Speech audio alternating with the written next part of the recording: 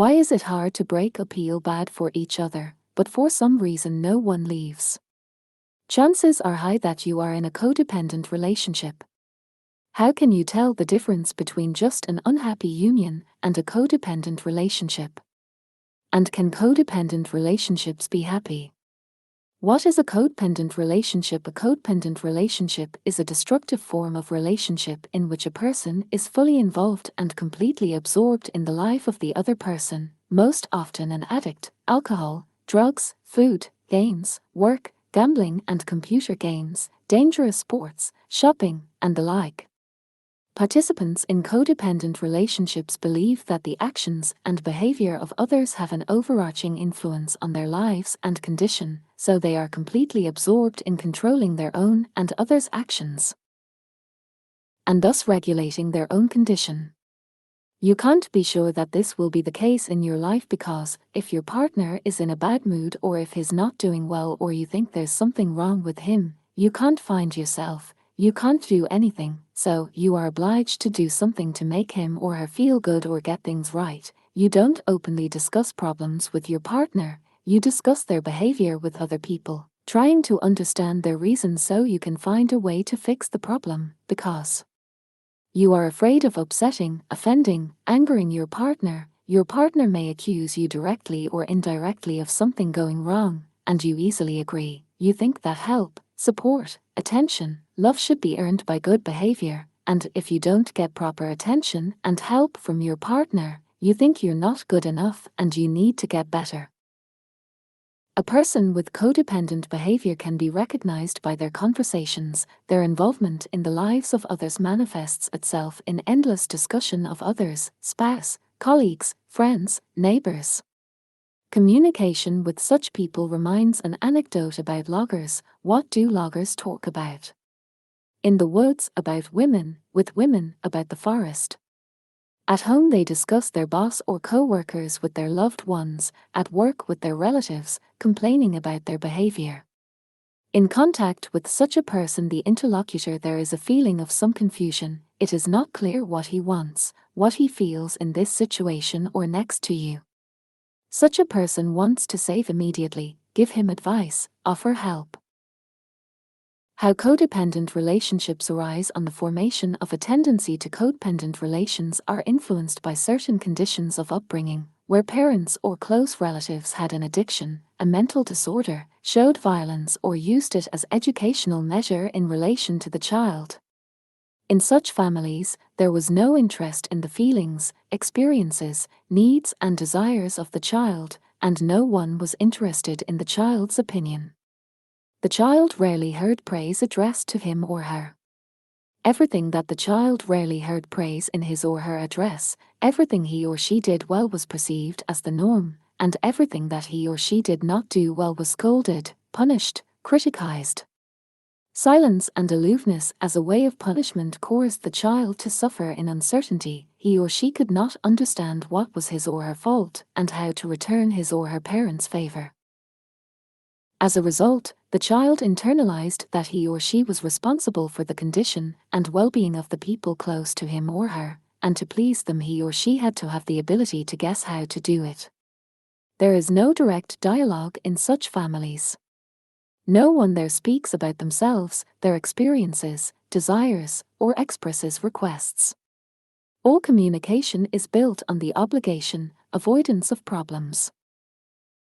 This is how a person learns from childhood that he is the cause of everything that happens to people close to him. He is to blame for everything. He must understand the reason himself and find a way to fix it. It is impossible to ask anyone. It is a sign of weakness. It is necessary to guess. Everything that happens to him or her may negatively affect others, be ridiculed and devalued, so it is not safe to talk about oneself. It is impossible to want anything for oneself. This is a manifestation of selfishness. It is important to take care of others first of all. Others know best what is good for him or her, so the opinion of others is a priority.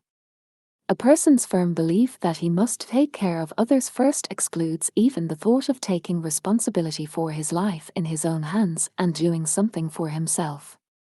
Self-care manifests itself in expecting others to take care of him if he deserves it. And instead of solving his own problems, he engages frantically in someone else's, with the timid expectation that he will still be noticed, appreciated, given attention to him, and offer help. It is like Bulgakov in The Master and Margarita: never ask for anything. Never and nothing, especially from those who are stronger than you. They themselves will offer, and they themselves will give everything. In such a relationship, the boundaries between the participants are erased. One does not distinguish where one is and where the other is. Any refusal by one perceives not as the other's will, "I'm sorry, what you offer doesn't suit me," but as the fact that he hasn't tried hard enough or is not good enough, he doesn't deserve it. And if he tries, changes, gets better, the other will definitely notice /love /appreciate /give him what he wants. That's why it's hard for him to get out of a relationship. He doesn't get the feeling that he feels bad in the relationship because the other person is not coming forward. There is fear, shame, and guilt for doing something wrong. You have to earn love to be loved. And he will persevere to earn it, regardless of the wishes and will of others. Our brains are lazy. People are more likely to build close relationships with their own kind, with those who will conform to their behavioral model. People prone to codependency don't really see themselves in relationships where they don't have to care about anyone. Why would the other person need me if they can do without me? As practice shows, almost everyone involved in a codependent relationship has some kind of addiction, sometimes more than one. So, for example, in the family, the father drinks, the wife disappears at work, and the son chooses a way to get away from his problems in computer games. The husband drinks, the wife has a food addiction. The girl talks about her relationship with a guy they can't break up. In the process, it turns out that he once used drugs and she was treated for anorexia. Codependency and the Karpman triangle. The interaction between people in codependent relationships is clearly illustrated by a psychological model called the Karpman triangle, also called fate triangle. This scheme was first described by the American psychologist, Dr. Stephen Karpman, MD, in 1968. According to Karpman, there are 3 typical roles that participants in codependent relationships take on relative to one another: victim, persecutor, and rescuer. Playing one of these roles, each participant satisfies their unspoken, often unconscious needs and desires in the way they are most accustomed to. This is the hidden purpose and motive for being in such a relationship. In the long run, however, none of the players will be relieved by this situation. The gamer son will be dissatisfied all the time with his mother, who does not let him live in peace. A workaholic mother will reproach her alcoholic husband and gambler son all the time for sitting on her neck and not doing anything useful in life. An alcoholic father will complain about his wife, who is always nagging him and his son. In this example, all family members go from one role to another in one way or another: rescuer, stalker, victim.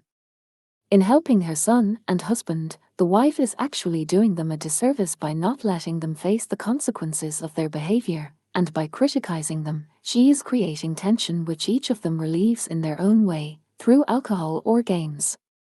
The person in the role of stalker or rescuer does not realize that by doing so they are only supporting the addiction. Another example. A girl enters into a relationship with a married man who complains to her that his wife has ruined his life, and therefore he is very unhappy. She sees him as a suitable object to play the role of rescuer. "I'll be better than his wife, I'll definitely make him happy." The man is the victim, his wife is the stalker, and the girl sees herself as the rescuer. The man, however, is in no hurry to leave his wife, and the girlfriend eventually tries on the role of victim, rebuking him for wasting years saving his ruined life. Their relationship can last long enough. The man will never divorce, but he won't break off the relationship with the girl either. He will be tormented by a sense of duty and guilt over the girl. The wife will try to get her husband back, the girl will try to keep the man. They will all stay in the relationship without trying to change anything. So why do all the triangle participants, while remaining unsatisfied with the situation, nevertheless do not get out of it? Initially, they all have insecurities, low self-esteem, fear of loneliness, need the approval of others. Through allegedly caring for the more vulnerable, non-self person, they try to compensate for their own shortcomings. Psychologist and co-author of transactional analysis Claude Steiner put it this way: the victim is not really as helpless as she feels, the rescuer is not really helping, and the stalker does not really have valid claims. Consequences of a codependent relationship. In a family with a codependent relationship, one cannot want anything for oneself. It is perceived as selfish, as something reprehensible. This is why no one talks about what is important to him. Everyone waits for the other to guess. They prefer to rely on social norms and attitudes, on the opinion of others. The people on TV told me so, the boss thinks, a friend knows exactly, i.e. they proceed from a certain idea, the way things should be. The idea of asking the other person what he/she wants seldom arises. Usually for two reasons. First, the person has to guess for himself.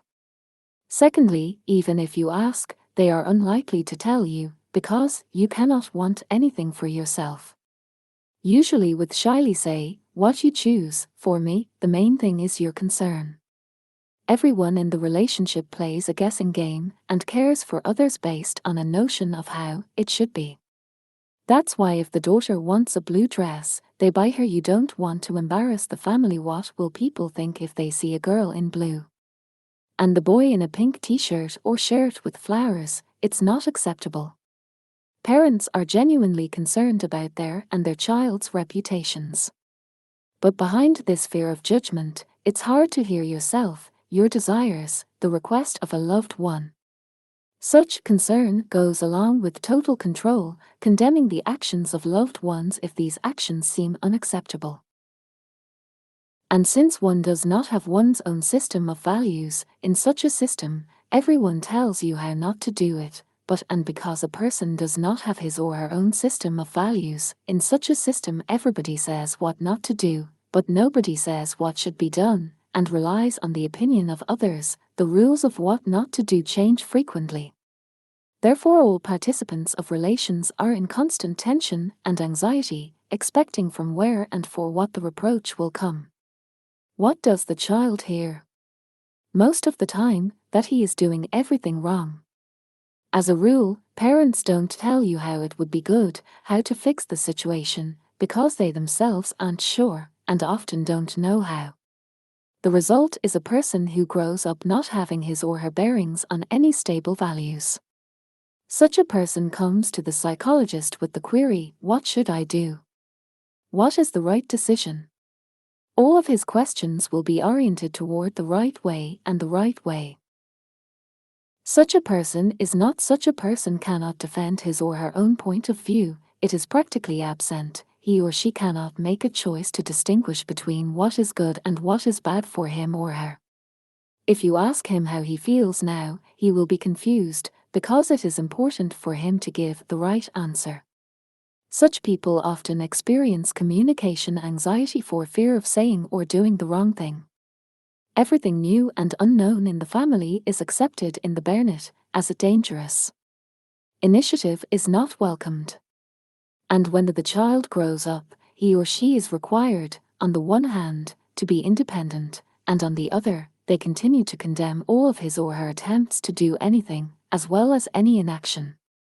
This leads to apathy and depression. It's bad when I do something, it's bad when I don't do it. It is also bad. A teenager growing up in such a family often cannot choose where to go to school after high school and what to be. Most likely, they will go where their parents say or where their classmates have gone, or they will delay enrolling, never having chosen a direction.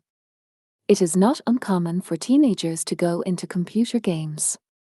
This addiction, like no other, clearly reflects the lack of a sustainable system of values. The game is a virtual opportunity to do something and achieve something.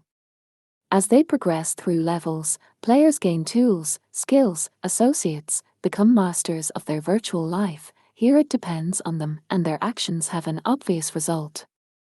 The rules and laws of the game give a sense of stability and, as a consequence, confidence.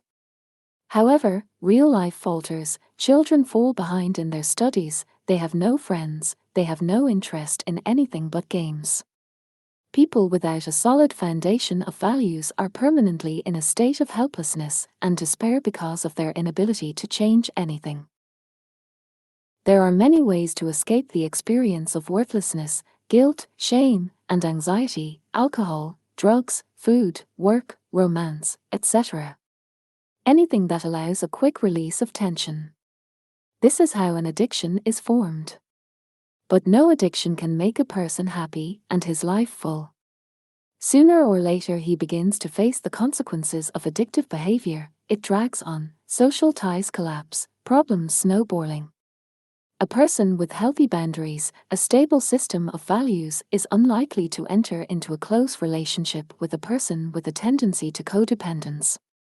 If you find yourself in such a relationship, it's worth starting to deal not with your partner, but with yourself. Most likely, during psychotherapy it will be found out that similar relationships were in your parental family.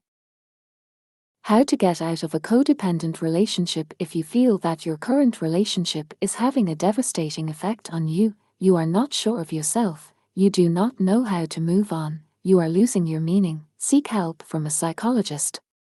Get out of codependent relationships can be difficult. Getting along with the role of the rescuer, the person feels guilty about leaving the helpless partner to the mercy of fate. Or leaving the relationship is perceived as a defeat: I failed. Or he is overcome by the fear that he himself alone will not survive, even though he is supporting himself and his family. Sometimes the partner begins to threaten suicide or reprisal, and then the person finds himself in an unsafe situation and remains in the relationship out of fear. Practice shows that it is possible to get out of a codependent relationship through an effort of will, but this does not guarantee that the person will not get into it again in the future. It is very difficult to single-handedly see the patterns and motives of behavior that to recognize their contribution to what is happening, to restore self-regulation skills, and to learn new ways of building relationships. To get out of a codependent relationship, you must first address to yourself, learn to answer the questions: where am I? What do I feel and feel? What do I want? What are my capabilities and limits? To develop the ability to understand your current state, you need to incorporate the habit of answering questions into your value system. What is happening to me? What is important to me? What works for me? And what doesn't work for me? When it is time to say, you can't do this to me. Work with a psychologist can be conducted in one of three directions, or better, in all of them. Personal therapy. The main task in overcoming codependent behavior is to work with destructive attitudes, distorted self-perceptions, and fears. The person learns to express emotions openly, to take care of him/herself, thereby reducing anxiety and tension. Work with the family. By a family psychologist, the goal is to recognize each family member's contribution to the situation, to restore direct dialogue, to form trusting relations with the help of the expression of feelings and experiences, desires and needs, as opposed to the pre-existing, as opposed to the destructive relations based on criticism, obligation, devaluation of desires and feelings of each other. Group work. There are anonymous groups for codependence. In group space, the person in a safe environment masters the ways of productive interaction. With the help of the leader and participants of group, restores sensation of own importance. Worthiness. Work in the group returns a sense of safety and support, and belief in one's own strength grows. An image of the socially adapted, successful person with personal potential is formed. It is important to remember that there is a way out of codependent relations, both individual and for the whole family. It consists in acquainting oneself with oneself, becoming aware of experiences, learning to present them to others, building a system of value system. To bring more certainty into relationships with self and others. What happens to victims of codependency is not their fault. Their character is the result of their upbringing, and their actions are determined by the ways they have adapted to adversity in their childhood. We don't choose which family we are born into. And we are dependent on our parents at the beginning of our journey, that's a fact. But the good news is that when we grow up, we have the choice to try to do things differently, to change our lives. There are enough examples that relationships between partners, children and parents, and friends get better if the participants are interested. When one participant in a relationship changes, the others have to change as well. This happens not at once, because the environment will resist. That is why it is important to go to individual psychotherapy, as well as family and group therapy to receive maximum support during this difficult period changes.